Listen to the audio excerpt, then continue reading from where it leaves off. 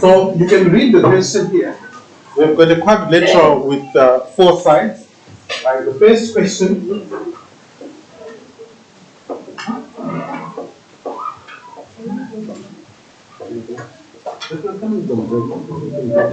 Alright, so the first question says, determine the length of DC. That's very easy. That's very, very easy. So I expect everyone now to do a question like this very quickly. So 1.1, the length of DC is going to be equal to xd minus xc squared plus yd minus yc squared. Now xd is minus 2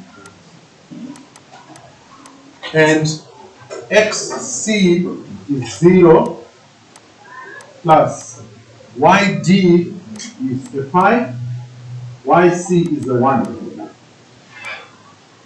So this will be equal to the square root of minus 2 squared plus 4 squared. If you simplify this, just give me a second, I need to recalibrate my board.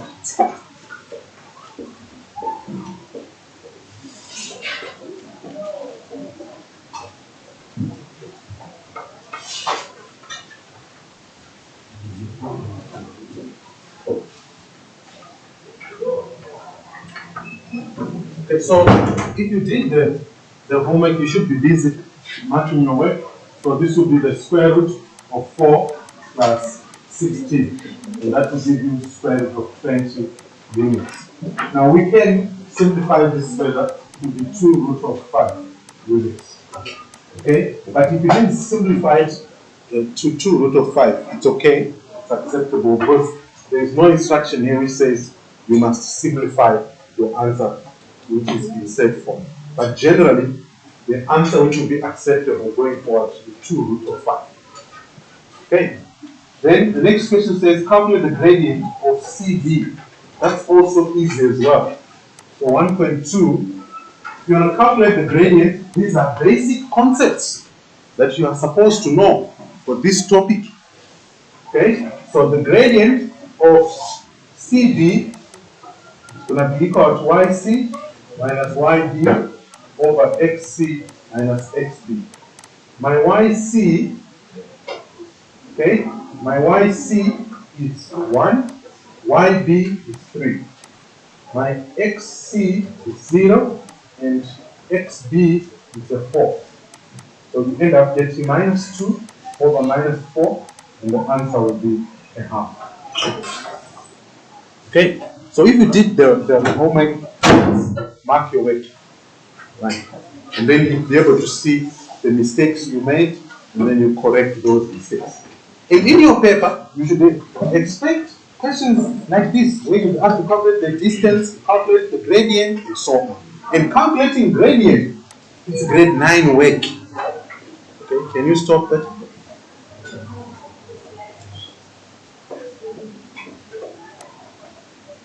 Okay, then 1.3, if M is the midpoint of, okay, I need to duplicate this page so that I can do 1.4 properly. Okay, so M is the midpoint of AC. Okay, this is vertex A, that's vertex C. Determine the coordinates of M. Again, this is very easy. You cannot come on the day, write your September control test. You don't know how to calculate the distance or length, how to find gradient, how to find the midpoint of a line segment. You can't do that. Right? So M is going to be equal to XA plus XC,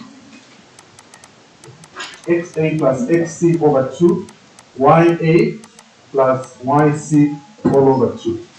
So this will be equal to, please take note of the notation, how I write it. You don't write M equal to, then you put the in brackets. No, the equal sign must be on the left-hand side of the capital letter M. Because M is a point where we know the X value and the Y value. Right? So AC, so XA is 2, XC is 0. YA is 7, YC is 1. So the coordinates of the midpoint are going to be 1, x is 1, and y is 4. There you are done. That's how easy it is. Okay. Then 1.4 says, show that AD is perpendicular to DC. Now there's only one way that you can show that two lines are perpendicular. You need to know their gradients. Now, did you find the gradient of any one of those two? CD? Okay, no. And we are not told what type of a quadrilateral it is. So the only way is to find the gradient of both of them separately. That's why it's 5 marks. Okay? So I'm going to calculate the gradient of AD. So we are doing 1.4. So MAD will be equal to YA minus YD over XA minus XD. So that will be equal to, now YA is 7, YD is 5, XA is 2, and XD is negative 2. So you get 2 over 4, which is a half. So that's the gradient of AD. Finding gradient is something that you must become a master of. Okay? Then, let's find the gradient of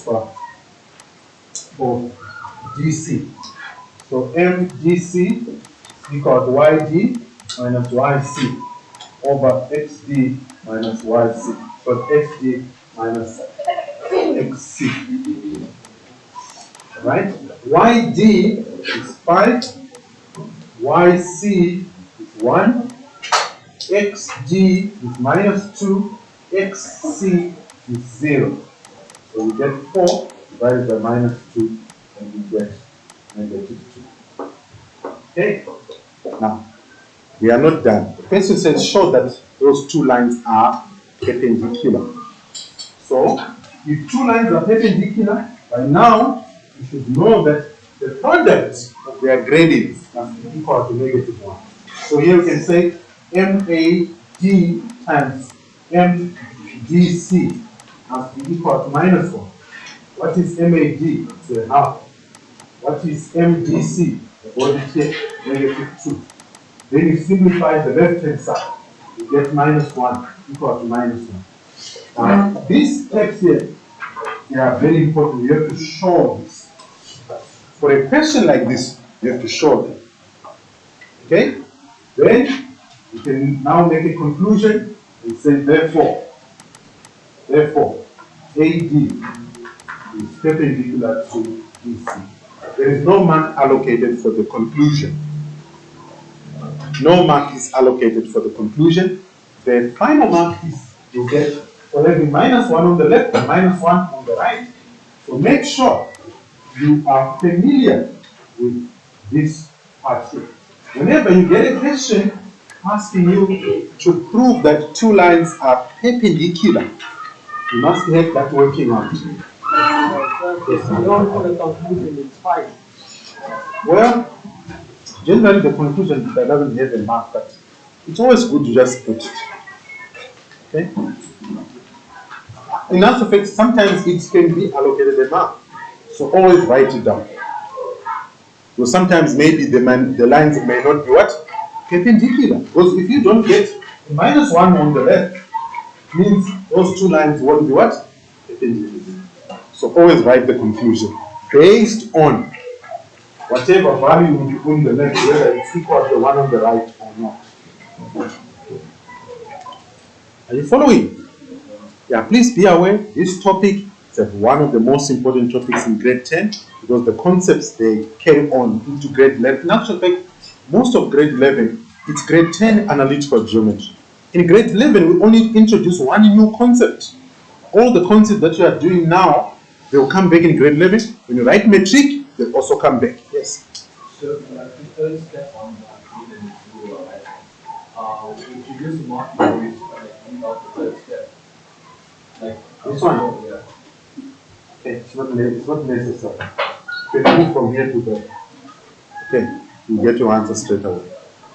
because the mark will be allocated here for substitution into the correct formula. That is the correct gradient formula and the answer for the gradient. This step here, no mark is allocated for it. Okay. Okay. Right. So any question? I've covered the first question now. All the key aspects. The length, the gradient. Okay. Maybe I might add also my own question. Okay, I still have good time, but let me go over this question, then I'll bring in my own question on finding the equation of a straight line.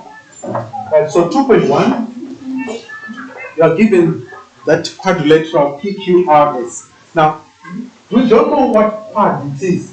Remember I told you, make sure you go over your quads. Make sure you go over your quadrilaterals. Your 6 quads. Okay, make sure you go over your 6 quads. Now, those 6 quads, your pub, your rectangle, your square, rhombus, kite, and trapezium. Normally, the questions are asked on the quadrilaterals on the Cartesian plane. Sometimes they can be a triangle as well. So know your triangles too. Okay. So here, this shape, it looks like it's a trapezium. But it's not a trapezium until you can prove that it is what? A trapezium. Okay?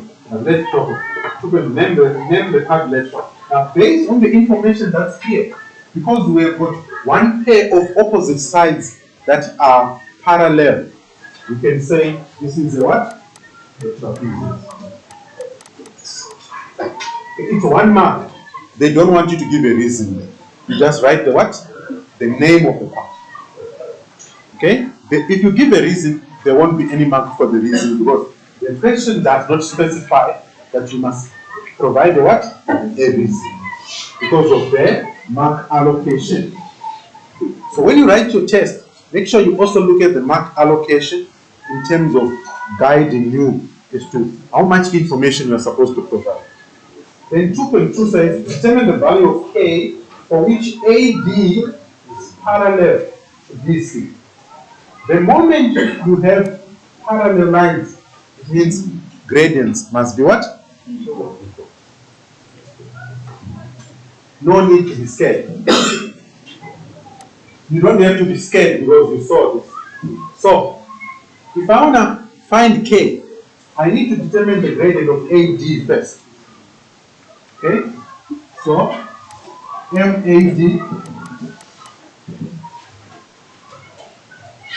so this is 2.2. MAD will be equal to YA minus YD over XA minus XD. So YA is 2, YD is 1, XA is 3, and XD is 6. This is so simple. So you get 1 over negative 3. Common sense should tell you that the line AD is slanting to the left, therefore the gradient must be negative. Okay? So I prefer to write it as minus 1 over 3. Okay? Now, MAD is going to be equal to MBC. Why?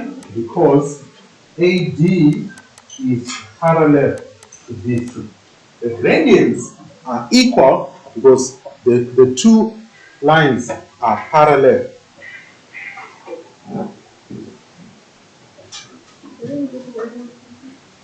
Okay? So, the gradient for BC is also minus a third.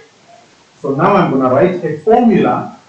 Okay, in actual fact, this question can be done in many ways, more than one way. But I'm going to use gradient, yes. How do you know that you work it out? Okay. The two lines are parallel. Yeah, that is pretty easy. But you only work out the way. Yeah, then it's obvious that the gradient for AD is equal to the gradient for BC. Wait, no. you don't have to work out both of them because they are equal. So if you find one, okay, because you are told that the lines are parallel, you don't have to calculate the second one. Oh, okay. True. Yes, they told us so. So what this means is that the gradient of BC will be equal to what? Minus the third. Plus you can't even work out the gradient of BC because you don't know the value of y at c. Okay, you cannot work it out. Unless if we knew the value of y at what? At c. But if you've got two lines that are parallel, if you know the gradient of one, then it's the same as the other.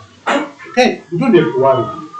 Okay, now here, if I want to carry on to calculate k, then I'm going to use the gradient formula for BC, okay, to determine this k here. How am I going to do that? Allow me to do it here. Okay, so MBC is equal to YB minus YC over XB minus XC. MBC is negative effect. So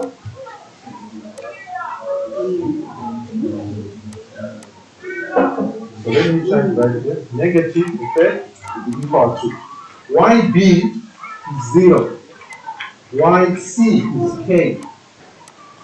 Okay, then XB is negative 2 and XC is 7. Okay, so now I have to simplify that. So the numerator, so the denominator here is going to be minus 9. So I'll get minus the third is equal to minus K over minus 9. Okay, then you cross what? Multiply. Your knowledge of equations, you cross multiply. You cross multiply, you get minus 1 times minus 9, that will be equal to minus 3k. Now, I'm sure you can agree with me that the value of k, since point C is in the fourth quadrant, k must be negative, isn't it? Common sense too. When you're answering the question, use common sense. Yes.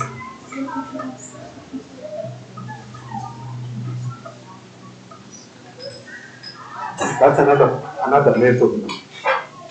That's why I said earlier, the question can be done using more than what? One method. One method. I think yesterday with the question where I showed you two ways. Right? But when you're writing a paper, you have to make a decision as to which method you want to use. So here, K will be negative 3. So this can be method 1. Method 2, you have to find the equation of BC. Or you can find the equation for DC, but I won't encourage you to use DC. Find the equation for DC. Since we know the gradient, you can substitute the coordinates in. Okay?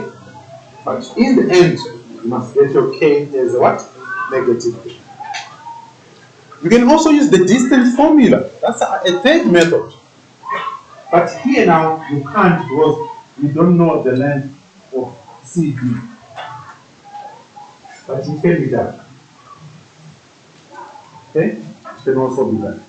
But if you are in grade 11, that's when maybe you might need to use the distance formula, whereby you end up forming a quadratic equation, we solve the quadratic equation. Also, you can find the equation of CD, equation of AC, and use your knowledge of simultaneous equation. Okay? Equation for CD, equation for BC. At this point here, they will be equal. So you equate the right-hand sides of the equations and solve. You will get the value of K. So it's more like you'll be spoiled for choice to do this question. At least you must have one method that you can use. Are you following? Huh? Well, I think that's it. Let's move on to the next one. Determine the length. This is so easy. You can write it where whilst your eyes are closed. So 2.3. We want the length of BC. BC. We now know that K is negative 3. So BC is equal to xb minus xc squared plus yb minus yc squared. This will be equal to, now xb is minus 2, xc is 7, plus yb is 0, minus yc, which is negative 3. When you simplify this, you get minus 9 squared plus 3 squared. And that will give us the square root of 90. Okay? 90. So we're going 4 into 90. Okay, any difference square root of 4? What? 9.45. Okay, I don't know how to write it as a decimal. And it's 3 and then Yeah. It will be 3 square root of 10 units. Okay?